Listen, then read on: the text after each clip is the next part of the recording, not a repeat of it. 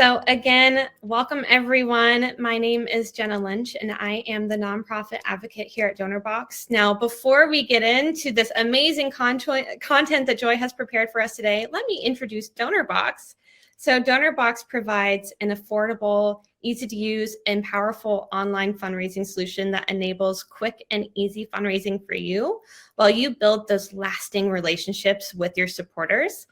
From our attractive embeddable donation and membership forms to our robust donor relationship management capabilities built to empower meaningful connections between you and your supporters, Donorbox works with and for you as you establish, scale, and sustain your nonprofit, meeting your needs at each stage. So you can learn more about Donorbox and even our memberships feature at the link I am going to launch now.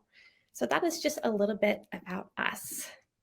Now, I am so excited to have Joy here with us to talk about how you can elevate your nonprofit's membership experience. Joy is the founder and CEO of the Joy of Membership. Since 2005, Joy has focused on helping associations, trade groups, and membership-based nonprofits run more easily and deliver better membership experiences. In addition to her role as a consultant, Joy has also served for 10 years as the executive director for an Illinois-based nonprofit, helping the organization grow from just an idea discussed around a conference room table to annual revenues of more than 1.3 million, exclusively from membership contributions.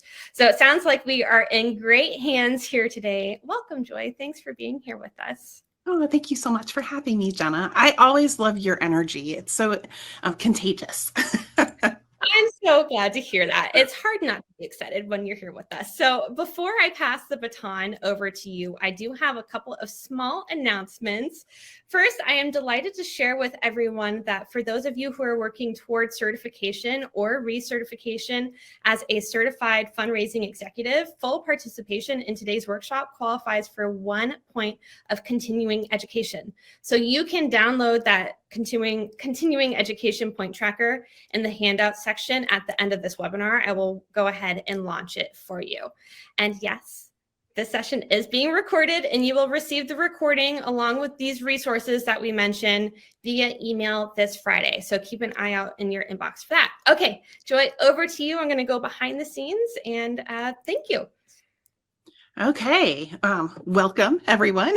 It's so good to be here with you today. And I'm thrilled that the topic was so popular. We had hundreds of people register for today, so just amazing. So I always like to kind of get to know who's here, and I know we've done like where you're from. Could you drop 2 or 3 words into the chat that describe your nonprofit's area of focus or mission, just a little snippet about what you do? Because I always find it fascinating the different types of organizations that come to trainings like this. Global health education, animal rescue, education, domestic violence, youth entrepreneurship, amazing, performing arts, community theater. So you could tell by all of the different topics in the chat that membership is a tool that almost any nonprofit can use. It's just a matter of kind of finding the right angle or strategy that works for your organization and your your work and how it advances your work and connects in your community. Jenna already gave me a great introduction, so I'm not going to belabor that by telling you all about where I've been and what I've done. Let me just tell you 2 things about myself. One, I'm a social worker by education, so I have a master's degree in social work. I kind of fell into membership as a specialization completely by accident. I the very first proposal I ever had to do when I launched my business was for a gentleman who was starting an association. And so I proposed to do his logo, his membership application, and his membership website. And so I always call him my first total stranger client. But that was the first work I'd ever done with an association or a membership-based nonprofit. And it just kind of evolved from there. So 18 years of kind of working in this space. But I love it because, as you can see in the chat, I have the opportunity to work with organizations that have such amazing missions and to show how membership can be a tool to advance those missions. And then the other thing I'll say is that one of my favorite things to do is to see capacity created for small organizations. Most of my clients are small to mid-size membership-based organizations, so they don't have large employed teams, and they are heavily volunteer powered. So when you're in that situation of not having a lot of people power to run your membership, you really have to be intentional in your planning, and you really have to lean on technology to help you deliver the kind of member experience that members are going to find exceptional. So those are two of my favorite things, working with big missions and creating capacity. So Jenna has a quick poll for you. I'm curious how long your organization has been running a membership. Do we have folks here who are not started yet, just thinking about it? We've been doing it up to 2 years, 2 to 10 years, mature. Okay.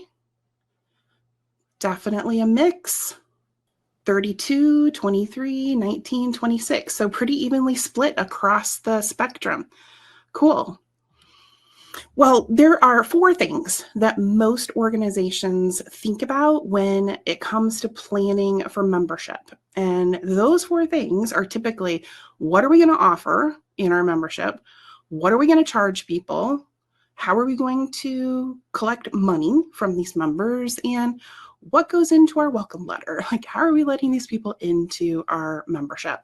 But when you think about those 4 things, those are really about logistics, not about member experience. Experience design is different from logistics because in experience design, we're focusing on what it feels like to be part of your organization instead of simply what happens in your membership. We're also looking at how do we create a journey for members instead of just processing a transaction. And then we're also focused on building a relationship, not just delivering benefits.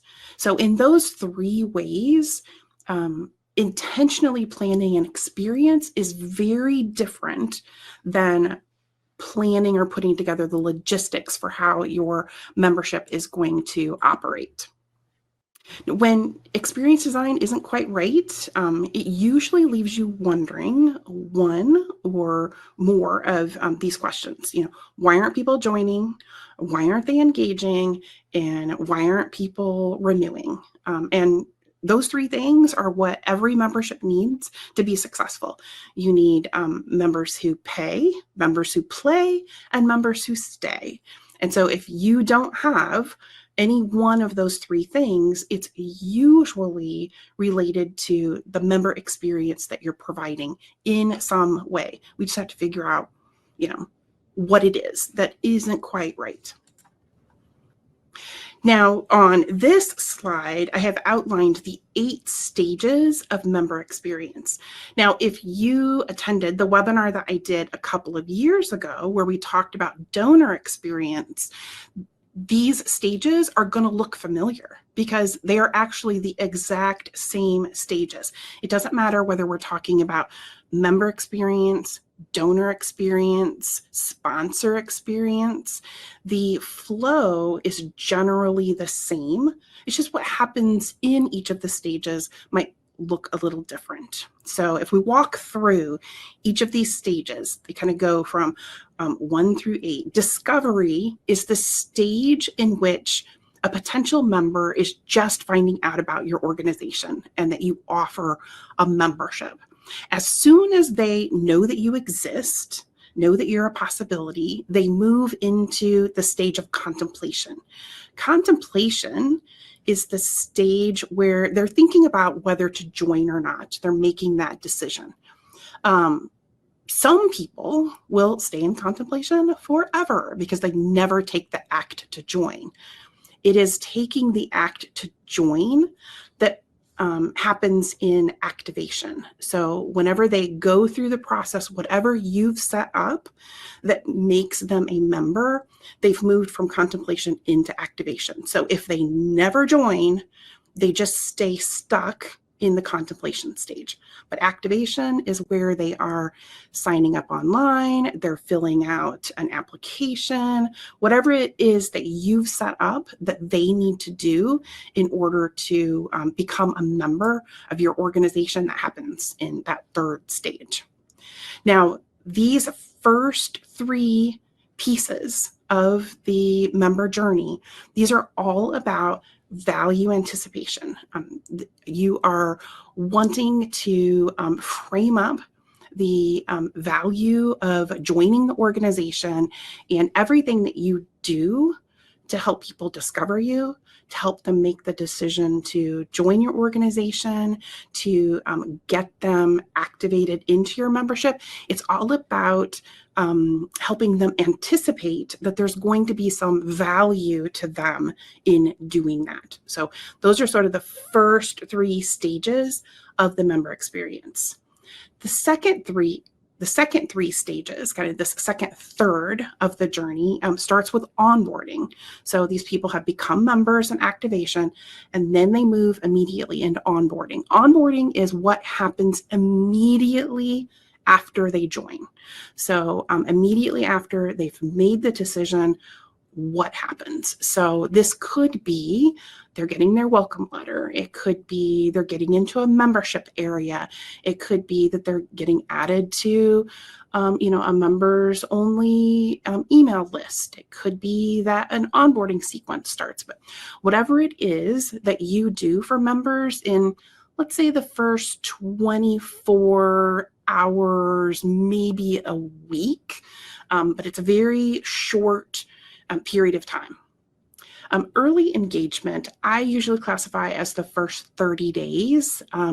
If this is a membership where they're, coming in and let's assume it's annual, usually I look at early engagement as that first 30-day period. What's happening in there? How are they getting connected to the benefits that you're offering? Are they getting any quick wins? Those sorts of things. That's early engagement. And then extended engagement is the entire rest of the time, all the way up until they're ready to renew. So these 3 stages in the journey are all about value validation. The question that people are asking when they are in kind of this part of the journey is, are we getting the value that was promised? So the things that we do in this part of the journey are really geared toward keeping the promise that they were anticipating. So value validation. And then when we move into the next stage of the journey, this is where we're getting close to the renewal time. Pre-renewal is that stage, 30, 60, 90 days before their renewal comes up. Again, assuming an annual renewal. It's that phase leading up to it where they're going to have to make a decision about whether they've achieved enough value to reinvest and make that buying decision again. So pre-renewal, they'll decide whether they're going to stay in or they'll leave. Post-renewal is after they've made the decision to stay in, what actually happens post-renewal decision. And these 2 stages, pre-renewal and post-renewal, are actually all about value longevity. Because in these stages, people aren't just looking at was value delivered in the past, but they're looking at what more is there to be gained. Does it make sense to stay in this membership for another year? Or have I gotten all the value out of it that I'm going to get? So when you take these three pieces of value together, value anticipation, value validation, and value longevity, this gives you kind of the themes to focus on in the member journey. Now, when we're doing experience design, what we are doing is breaking down each of these stages of the experience and intentionally looking at what happens in the discovery stage. What are these people feeling, thinking? What questions do they have? How can we make this discovery stage feel really connected and perfectly aligned with what they want? And when we get into contemplation, what are people feeling, thinking? What questions do they have? How can we make this stage feel connected and in alignment for them? And we do that for each of the 8 stages. Most organizations do not tackle this all at once. Like, you don't, start working on your experience design in all 8 stages. Instead, you'll look at, which stages. I usually recommend people either do low-hanging fruit or the stages that they feel are the farthest from the target. Like, where are you doing the worst job? Where are you doing the best job? Because in the low-hanging fruit, where you're doing the best job, sometimes like little tweaks can make a difference.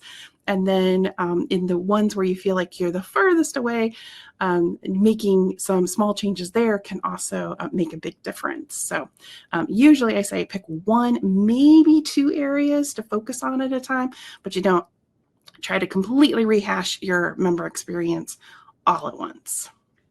So I'm curious, now that you know what these 8 stages are, which stage do you think is the biggest challenge area for your nonprofit? And I believe there is a poll that has been put up. So we had discovery, contemplation, or activation, kind of the first 3, about a third.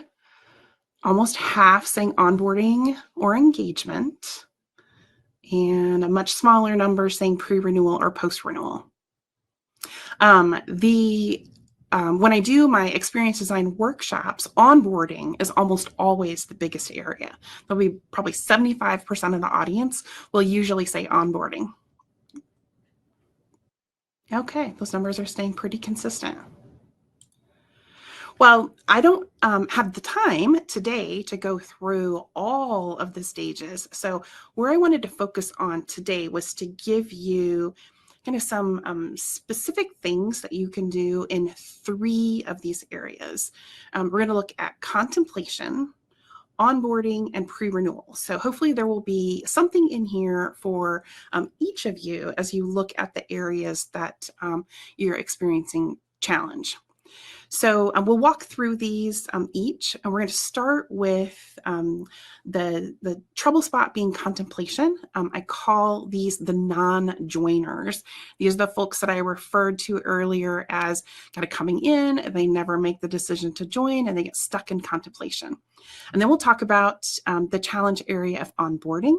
And I call the folks who are kind of stuck here as the fast fizzlers, the people who come in, they're super excited, and then they fizzle out. And then pre-renewal, these are your churners. These are the people who are not renewing and dropping out. So we'll go through each of these one by one. So let's start with the non-joiners. So who are these people? So these were people who were interested at one time enough in what you do that they're on your mailing list. So maybe they attended an event, maybe they subscribed, but they're kind of hanging out in your peripheral activity. They're not joining, but they're not unsubscribing. They kind of pop up occasionally, but mostly they just sit there quietly. And when organizations look at, let's say, your contact database, your mailing list, you may find that there are a lot of people who aren't members. There may only be a small percentage of your database people who are active members. The rest of the people are, your non-joiners. Maybe they've never become a member. They're just interested, but not taking the next step into activation. So you'll identify these people by looking at your list and going, okay, who do we have that are subscribers, but they're not members? Who do we have who have attended events, but they're not members? They're following us on social media. Maybe they're even engaging in social media, but they're not members. And who do we have who are donors, but not members? But those are the types of questions that you're going to ask yourself as you're looking at your database. And those will tell you the people who are stuck in contemplation. So the strategy that I use with the non-joiners is called the circle back. And the circle back is simply what it says. It's circling back to people who have not joined and doing an intentional, personalized follow-up. Now, depending on the context of how you know this person, how they became connected to your organization, that's going to influence how you circle back. So sometimes these are personal outreach. It's one-on-one, shooting an email to someone. Sometimes it can be a group message. So maybe you have a bunch of people who attended your recent conference, but they aren't members, and you might be able to reach out to them, all at once. So you can do it in a cohort. If you have people, we'll kind of split them up into 3 groupings. We'll have longtime non-joiners. These people have been on your list for quite some time, but they haven't taken the step to join.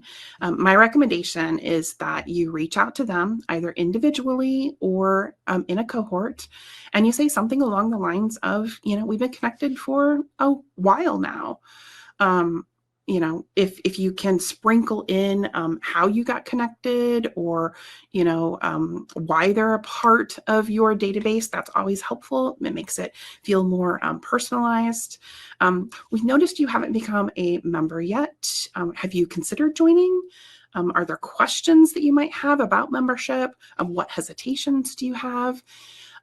You want these circle backs to feel very personal. You want it to feel like it's an individual message from you as someone who is, connected with the membership, to them, genuinely seeking their individual response, like an email from a friend. This is going to do 2 things for you. One, it's going to warm up the connection because it's going to feel like a friend-to-friend message. And it's also, if they respond and give you questions that they have or hesitations that they have, it's also serving as kind of market research for you, in that hopefully they will give you little insights into how they're interpreting the value, what they might feel is missing. Maybe there's something that just hasn't been explained well enough on your website about the membership, but you can glean a lot of information from these circle back connections. Now, not everybody is going to respond, but hopefully some people will, and it'll give you some really good insight into what's connecting with people, what's resonating with people, and what they are missing. So that's what I would do with longer term non-joiners, the people who have been on your list for a while. So then you'll have some people who are newer non-joiners. So maybe these are people who have come onto your database, let's say in the last quarter or last 3 or 4 months. Circle back to them is similar in that you are reaching out from a place of curiosity. Were you aware that we have a membership? Have you considered joining? Are there questions I can answer? What hesitations do you have? So kind of the same thinking, it's just the context is different because these aren't people who have been sitting on your list for 3 years without becoming a member. These are people who have discovered you fairly recently and become connected to you fairly recently. And then the third group that you want to address in this strategy of the circle back is you don't want people to get stuck in contemplation in the future. You want to have a way that this circle back strategy is happening automatically all the time. So in this case, technology is your friend. And the whole idea here is that no prospective member gets ignored.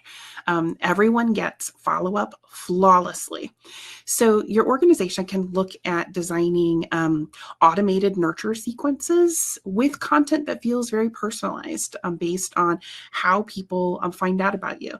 You can drop people into a sequence if they fill out your contact form on your website, if they've attended an event, if they've reached out on some interest survey, if they've made a recent donation. But based on the context of how they come into your your purview, you can have automated sequences that follow up and make sure that you make sure that they are educated about your mission and about what the membership has to offer to them. And those automated sequences can include things like emails, texts, pre-recorded voicemails, ambassador reach outs. This is not about adding the person to your general mailing list. Now, that is what most organizations do. They take people and they just dump them into their general mailing list. Obviously, we want these people to get on your mailing list, but that doesn't feel personal, and you are less likely to have success if they're just being dumped into your weekly newsletter or your monthly newsletter. We want this initial relationship building to feel personal. So that's why I recommend a specific automated nurture sequence based on the context for how they came in and learned about your organization. So that's the concept of circle backs. It is a strategy that helps people. The goal is to move them out of contemplation and into the stage of activation. So then the next group of people that we can talk about as kind of high priority to address are the fast fizzlers. So for the 44% of you who said onboarding or engagement are your top concern, these are the people that you're going to be most interested in reconnecting with. So the fast fizzlers are people who seemed really excited to join. They jumped in with both feet. They got signed up for the membership, and maybe they jumped into the members area. They poked around. Maybe they came to a meeting, but they disappeared without really having any time to gain benefits. So maybe they came in and 30 days later, you look around and they're nowhere to be found. They have fizzled. So the way you are going to identify them is you're going to look at people who have joined, let's say in the last quarter, and you're looking for new members who haven't logged in, new members who haven't attended a meeting, new members who haven't accessed other key benefits. So they simply have not gotten connected in with benefits in a way that's going to bring them any value. The most important thing that you can do with onboarding and early engagement is to make sure that people are experiencing quick wins. And if members come in, they don't log in, they don't attend meetings, they don't access any benefits, it's not going to be possible for them to obtain any value. So what you're going to do with them, in experience design, I call this on-ramps, this strategy. This is personalized onboarding based on a member's goals. And I call it on-ramps because not everyone uses the same ramp to get on the highway. Obviously, all the cars on the highway are moving in the same direction, but not everybody is coming onto the highway in the same place. So the idea here is that we create personalized on-ramps for people based on where they currently are. So let's get them on the highway in the way that makes sense to them, not making them drive 10 miles out of the way to get on the same highway. So a couple of things that you can do here. One is to ask questions on your application or very quickly after they join. Maybe there's a member profile or a member interest survey or something like that that gets presented to them very quickly after they join. Kind of depends on your tech, whether you put this before or after the application. But we're interested in things like which benefits are of the most interest to you. What would you like to gain in your first year of involvement? Why are you wanting to be connected to our organization? What's the thing that is most meaningful to you about this membership opportunity? Those sorts of questions can help you gain insight into how to personalize the onboarding experience. So with that, information, you're going to be able to kind of pair them up with themed onboarding experiences that give priority to what matters for them. Now, you're obviously not creating a completely unique onboarding experience for every individual person, but what you're going to find is that some themes are going to emerge. And so you may have kind of 3 different ways that people onboard that you can direct people to that makes sense with what they're saying their goals and interests are. So that approach is going to feel a lot more personal than just having a one-size-fits-all onboarding approach. So an example of this might be that some people come in and they immediately get paired with other members who are in a similar industry or from a similar part of the country because they indicated on their membership application or their interest survey that they're most interested in a sense of community with people who kind of share the mission. So you make sure in their onboarding experience, the first thing that's happening for them is that they're getting connected with a cohort that they will have shared interests with, because that's what's important to them. Someone else may have indicated that what they're really interested in is understanding the impact of the organization and feeling like they are a part of it. So their onboarding experience might be an orientation session where you're going into the work that you do, the programs, and really emphasizing the education part. So those 2 different onboarding experiences. If you take me and assume I'm a person who's interested in community, and you make me sit through a presentation about the organization's mission first, you might lose me because that isn't going to resonate with me. But if you connect me with the people that I said I was interested in meeting with, that's going to be much more impactful and of more interest to me. So those are the types of things that you can start doing as you have identified, what sorts of themes are going to resonate with your members. And you can design those. You don't have to have 6 different onboarding experiences all at once. You can start with a couple of different approaches and build on as you learn more about the people who are coming into your membership. And then kind of building toward the future. Again, technology is your friend. The theme here is that no new member goes ignored. People never come in, join, and get absolutely no follow-up. We want to do things like automated onboarding with personalized context. We can build in automated sequences that include the same sorts of things that you did with prospective members, dripping out emails, dripping out texts, sending pre-recorded voicemail check-ins, automatically assigning ambassadors to reach out or board members to reach out.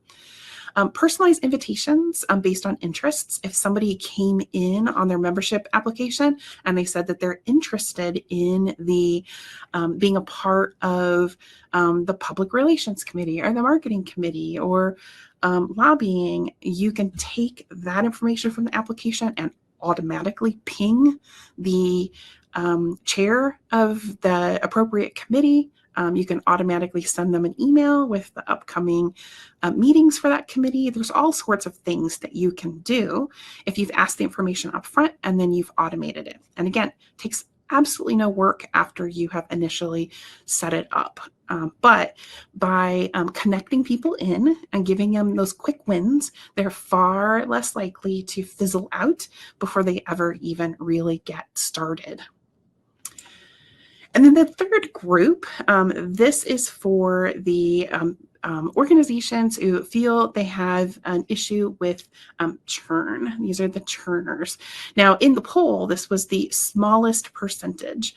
And I think this is, this normally tends to be the case. And I think it's because most organizations feel like if they fix the problems on the front end, and in the midsection, more members are going to stick around. And there's probably a bit of truth to that. But there's a lot that you can do in your pre-renewal stage that can help people be more likely to renew. So the churners are the people who are non-responsive when it comes renewal time. They ignore invoices, they ignore reminders. They may have even been disconnected for some time before their renewal date rolled around. When you're identifying them, it's pretty obvious who the people are who are most at risk for churning. If you look at people who are coming up on their renewal and you look like the quarter before they renew. These are people who they haven't logged in during the recent quarter. They haven't attended a meeting. They haven't accessed any key benefits. It's very similar to the fizzlers on the front end who aren't getting connected quickly to benefits. These are people who they have not been connected to benefits for a while, and they're coming up on their renewal.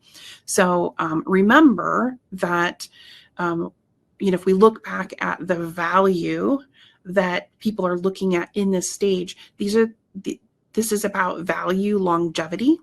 So as people come up on their renewal, they're going to be looking at, have I gotten value out of this? So people who haven't logged in during the recent quarter, they haven't attended a meeting, they haven't been accessing benefits, they are far more likely to say, well, I haven't really been using this membership. So maybe I should just let it go. Since I haven't used it in the last 6 months, it's not likely I'm going to use it in the next 6 months, those sorts of things. So that's how you're going to identify these people. The strategy that I recommend using in this stage of experience design, I call it a warm-up.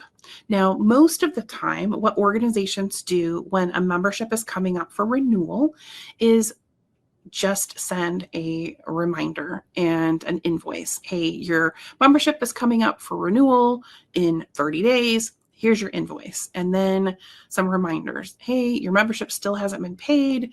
Your membership expires in 14 days. I advocate for an approach where you're warming up your renewal by sprinkling in value before you ever hit them with the renewal reminder. So this is a sequence that starts maybe 90 days before their renewal, and it's reconnecting them to their goals. So you've been connected with our organization for almost a year now. We hope you've found lots of ways to become involved. When you first came on, you expressed interest in these benefits. We're checking in. Have you had an opportunity to connect with these? What have you gained this year? How has this connection been meaningful? And you're getting them to rethink about all the reasons why they said that this membership and your work was important to them. And you're doing that outside of the context of, hey, we want you to pay because your renewal is coming up. You're simply doing a check-in, and it's coming in that warm-up stage of a few months before their renewal is due. This piece is sorely missing from most organizations. So the other thing you're going to sprinkle into this warm-up stage is success stories, impact stories, things like that. We're basically reminding them of the value before they're ever presented with that renewal decision. Now, because remember I said this stage is about value longevity, you want some of these stories to focus on the value of staying in. So maybe you have testimonials from, longtime members that are, why they've chosen to stay connected for so long and how their journey with the organization has evolved over time and deepened over time. And it's just slightly different than the testimonials that you would use on kind of the front end with brand new members. You really want these success stories to focus on there's more to be gained from beyond being involved for just a year. And focusing on the exciting things that are ahead, the plans for the new year. We really want to get these folks reconnected with value and excited about what lies ahead. And again, technology can be your friend here. You don't have to do this one by one with a small team. You can pre-plan these sequences and drop them in automatically as people come up to that warm-up period. Again, flawless follow-up. It's knowing when people are coming up for renewal and then not ignoring that and making these things happen automatically. So again, we have automated pre-renewal sequences, sprinkling in personalized content because of what we know about their interests and their goals and how they wanted to be involved. You can drip out emails, texts, pre-recorded voicemails, ping ambassadors to let them know someone's coming up for renewal. So all of these things allow you to kind of surround this member who's coming up with for renewal with support, with value, with reminding them that they're part of something really special. Again, all happening before you ever send them an invoice or a payment link. Now, common trouble spots. So as organizations are focused on experience design, there are a few things that tend to pop up. One is people get really excited about experience design and they start delving into all of the different stages at once. We want to do this and this and this and this. And if you try to do that, you will get yourselves overwhelmed. It'll be very hard to move forward. So take that approach that I suggested very early on and either look at low-hanging fruit or the spots where you think you have your biggest trouble spots and start there. You can get the changes nailed down there, and then you can expand out from there. And then the second thing that organizations tend to do, and it amazes me that I think small organizations have some of the most complexity.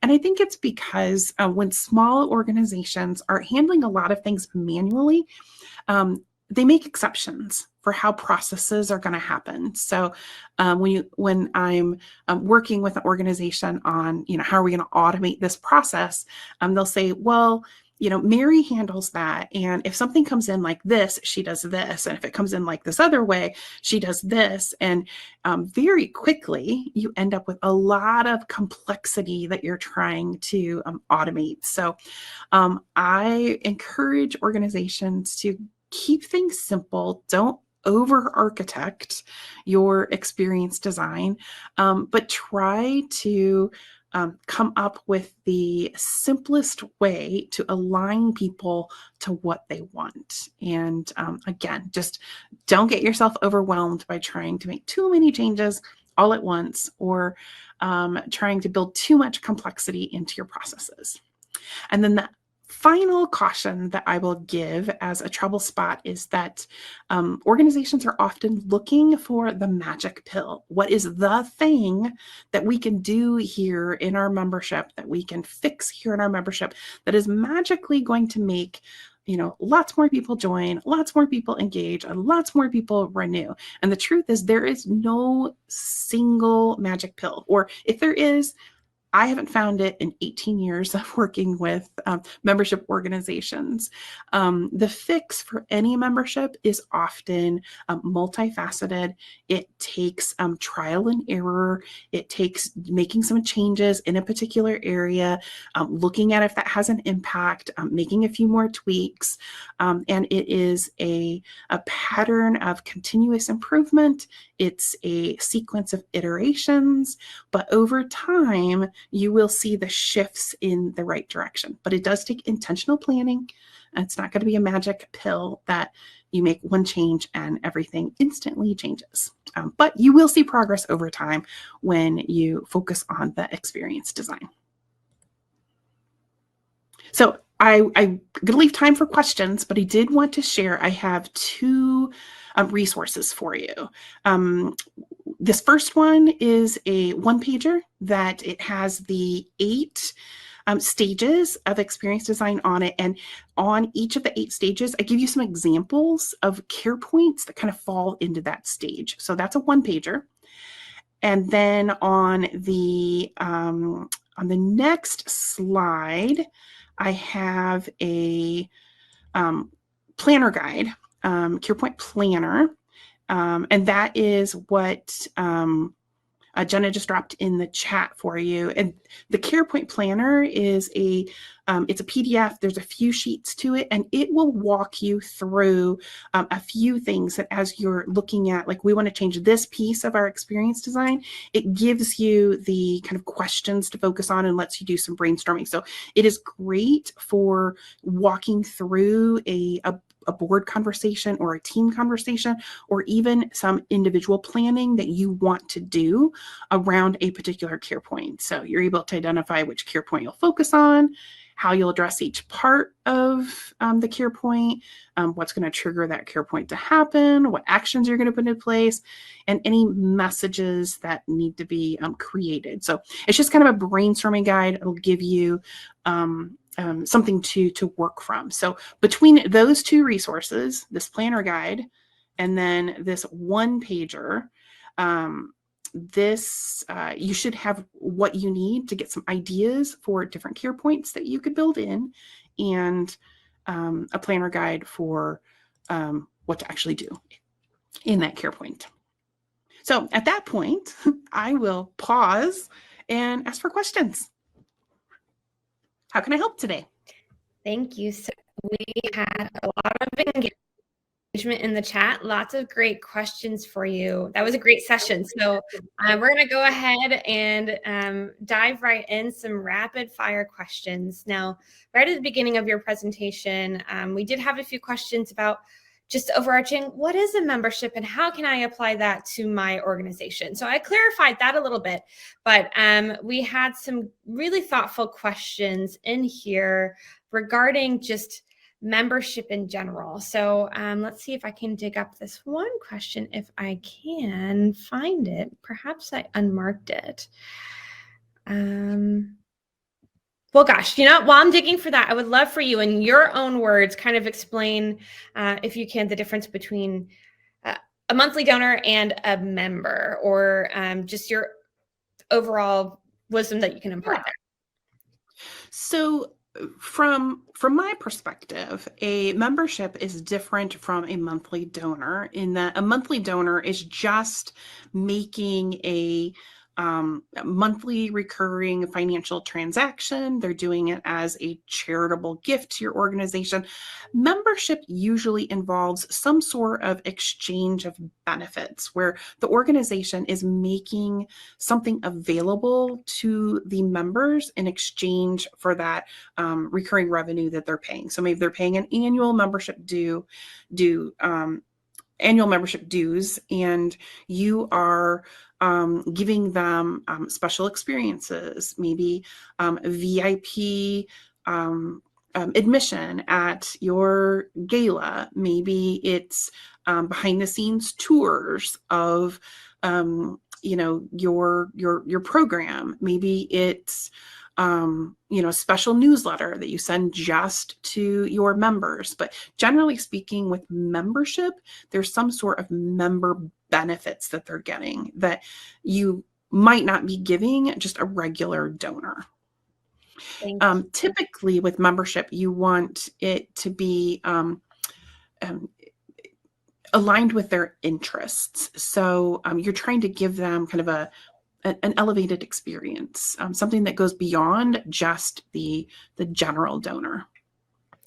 Perfect explanation. And I think that cleared up for a few folks here. Someone had asked, a monthly sponsor for a child may get exclusive updates or personalized photos or videos. And then someone else here runs a dog rescue. So there's a lot of opportunity to offer some really creative packages, I guess, for your members. Excellent. So let's chug along here. Membership fees, can those still be tax deductible? That's probably a question for your accountant. I am not an accountant. Generally speaking, my impression is if somebody makes a donation and they're not getting anything of value in return, that's when it's a charitable contribution. If you're giving them something that has financial value, then that might make it not a charitable deduction. So it's really a matter of checking with your accountant and seeing what you're offering and how that's going to be viewed. Excellent. Thank you for that. And okay, this one from Danny says, we're thinking about starting a membership campaign in May 24 so that it doesn't interfere with our annual campaign coming up. Would you say that would be a good idea timing wise? Yes. I don't think you want two different large campaigns competing with each other. Excellent. Thank you for that. Now, this is one from Ollie. Ollie asks, what if the membership never expires? Like, unless a monthly donor decides to cancel their sponsorship, their status remains active and ongoing. So as long as the donor continues their monthly contributions, their membership remains in effect. So if the sponsored child becomes of age or graduates, what this organization does is they contact the monthly donor with an update and offer them the option to continue their support by assigning a new child for their sponsorship. Would you, in your expert experience, say this is a good approach to continuing that membership? So I think you have to look at maybe even if you don't have an official expiration, you have to do exactly what you're doing, where you're looking at where are the natural points where a member might drop off. So for you, it's when a child becomes of age, graduates, moves on.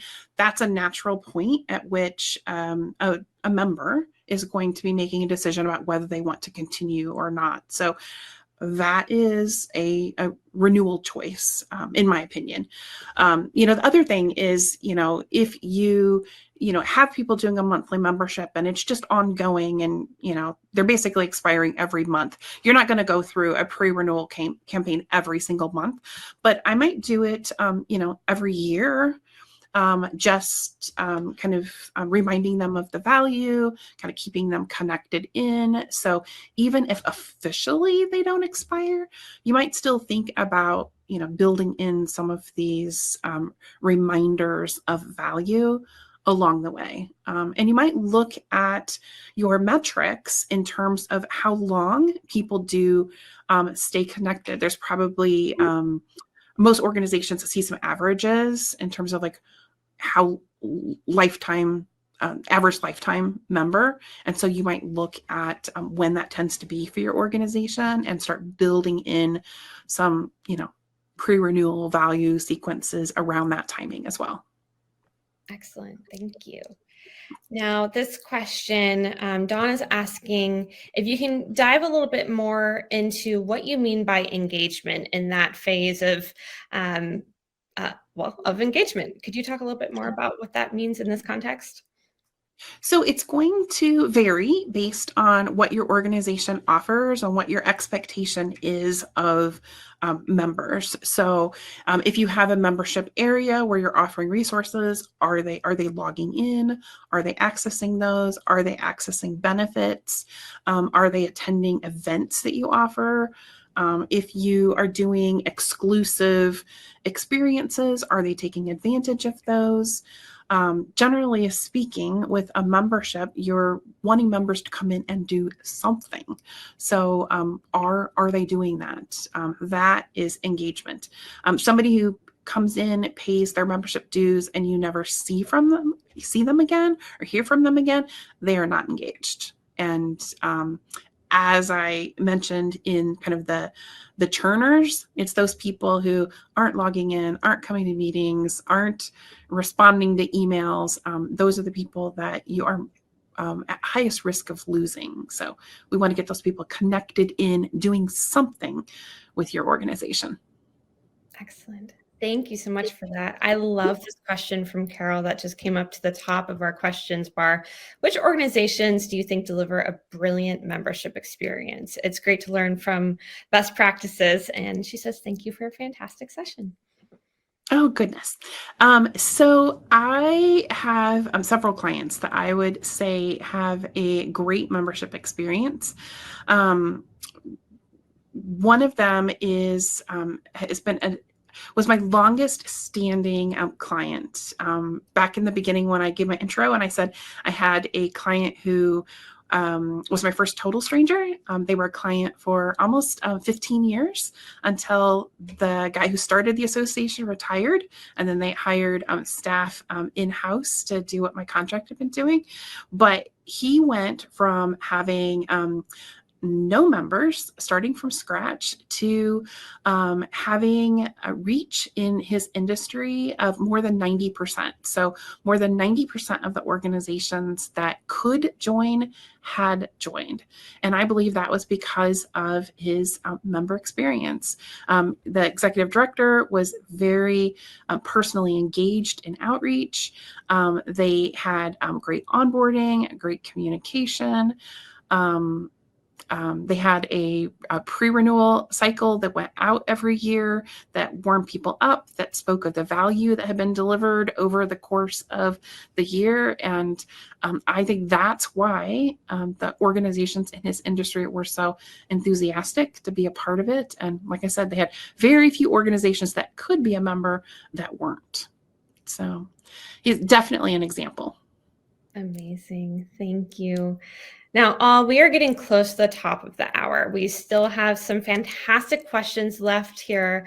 I want to let you all know if you do have burning questions that somehow we missed or couldn't get to today, Joy's email is up here on the screen, and you can always reach out to us as well at support@donorbox.org, and I'll have my colleague Kara drop that in the chat for you. I did see some Donorbox related questions about automations, and yes, we do offer email automations through Zapier or various email providers to really help you with this membership journey and nurturing those folks in the way that you need to. So if you have questions about that kind of techie stuff, please reach out to us at support@donorbox.org, and we're happy to help you sort through that. Well, Joy, I know there are a few that we did not get to, so be sure to keep an eye out in your email inbox for some folks that may reach out to you with some really thoughtful questions here. And all you will be receiving the recording to the session today. I will include those links to these resources that Joy provided, and also some handy links from us as well. You'll see that in your inbox by Friday this week. So keep an eye out. If you don't see it, again, you can reach out to us. And I do want to remind you that this session is eligible for one continuing education point for your CFRE accreditation or reaccreditation. So for those of you who are working towards that, I'm going to go ahead and launch our continuing education points tracker now for download, and you will see that in the handout session. And while you're doing that, first of all, Joy, thank you again for your time today and for sharing your knowledge and your expertise with everybody here. And for everyone here, thank you for joining us, and thank you so much for all that you do to serve others.